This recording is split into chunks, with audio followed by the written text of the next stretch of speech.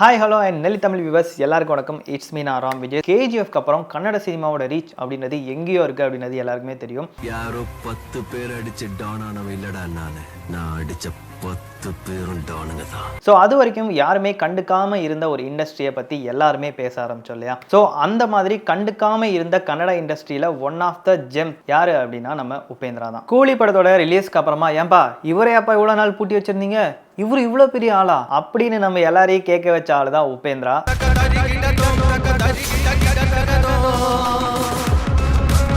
கூலி தான் இவர் ஃபஸ்ட்டு தமிழ் இண்டஸ்ட்ரியில் பண்ண படமா அப்படின்னு கேட்டால் இல்லை.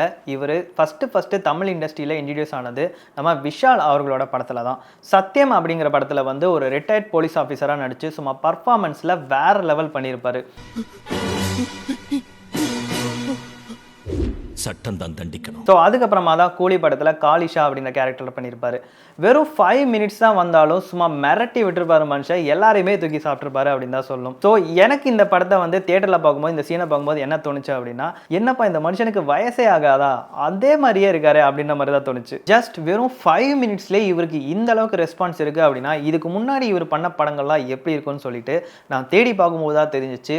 he is not only actor, he is a legendary director in Kannada cinema கிடையாது, இந்தியன் சினிமாவில். இவரோட ஏர்லி லைஃப்பில் இவரும் தன்னோட கேரியரை ஒரு அசிஸ்டன்ட் டைரக்டராக தான் ஆரம்பிக்கிறாரு. டைரக்டர் காசிநாத் அப்படின்ற கன்னடா டைரக்டர் கிட்ட தான் இவர் வந்து அசிஸ்டன்ட் டைரக்டராக ஒர்க் பண்ணி 1992 தான் இவரோட ஃபர்ஸ்ட் படமான பர்லே நன் மகா அப்படிங்கிற ஒரு காமெடி ஜெனர் படத்தை எடுக்கிறாரு.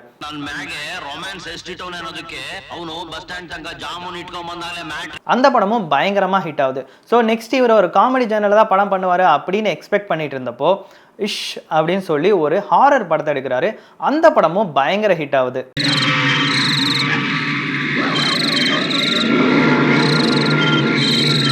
ஓகே, இவருக்கு வந்து கமர்ஷியல் ஃபார்மேட் சூப்பராக ஒர்க் அவுட் ஆகுது. ஸோ அடுத்தடுத்து இந்த மாதிரி கமர்ஷியல் ஃபார்மேட்டில் தான் படங்கள் கொடுப்பாரு அப்படின்னு பார்த்தா கன்னடா சூப்பர் ஸ்டார் சிவராஜ்குமாரை வச்சு ஓம் அப்படிங்கிற ராவான கல்ட் கிளாசிக் கேங்ஸ்டர் மூவி ஒன்று கொடுக்குறாரு.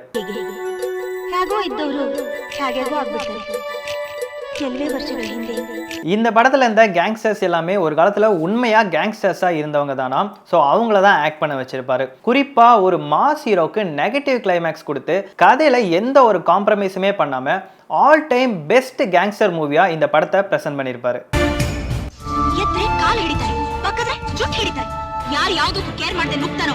அதுக்கப்புறமா அவர் பண்ண மூவி வந்து ஏ மூவி. ஏ மூவினா ஏ மூவி கிடையாது, அந்த மூவியோட பேரே ஏ தான்.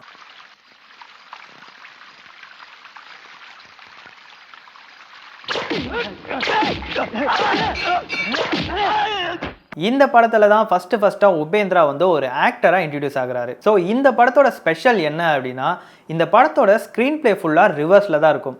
அதாவது இந்த படத்தோட ஓப்பனிங் சீன் தான் இந்த படத்தோட கிளைமேக்ஸே. இந்த படத்தோட ஹிட்டுக்கு அப்புறமா அடுத்து அவர் பண்ற மூவி உபேந்திரா. எஸ், அவரோட பேர்லயே ஒரு மூவி பண்றாரு.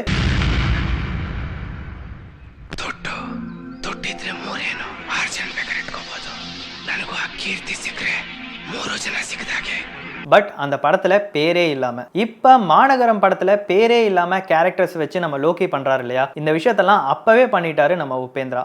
அந்த படமே ஒரு டிஃப்ரெண்டான ஒரு அட்டெம்ப்ட் தான், டிஃப்ரெண்டான ஒரு சைக்கலாஜிக்கல் த்ரில்லர் தான். அந்த படத்துக்கும் இப்போ வரைக்கும் ஃபேன் பேஸ் அப்படின்றது இருந்துகிட்டே இருக்குது.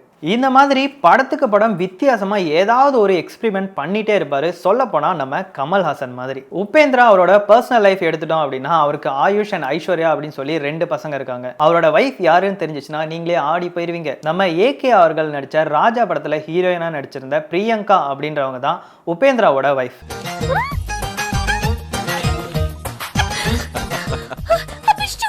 ஸோ இப்படி ஆக்டிங், டைரக்ஷன் அப்படின்னு சொல்லி எல்லா ஃபீல்டுமே கலக்கிட்டு இருக்க நம்ம உபேந்திரா ஜஸ்ட் 5 மினிட்ஸ் 10 மினிட்ஸ் அப்படின்ற மாதிரி கேமியா ரோல்லாம் இல்லாமல் ஒரு முழு நீள தமிழ் படத்தில் ஹீரோவாக பண்ணால் நல்லாயிருக்கும் அப்படின்றது என்னோட ஆசை. ஸோ இதே மாதிரி வேற எந்த ஹீரோவை பற்றி பேசலாம் அப்படின்றத மறக்காமல் கமெண்ட்டில் சொல்லுங்கள்.